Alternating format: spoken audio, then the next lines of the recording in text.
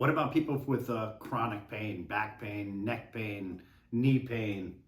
So pain is a signal that something wrong. So it could be related with inflammation of ligaments, tendons, and muscles, or it could be just simply spasm of muscles.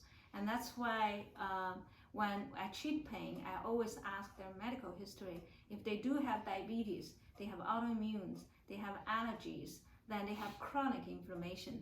So the pain will get worse. If you have back pain, then the level 1 pain will enlarge to level 10 pain.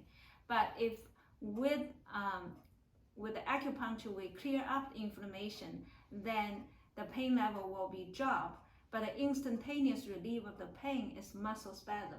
So if you injure your back, you come to me, I can guarantee that 1 to 2 treatment, your pain is better. But if you have other inflammation, your body all inflamed, then it takes longer time to get rid of the pain.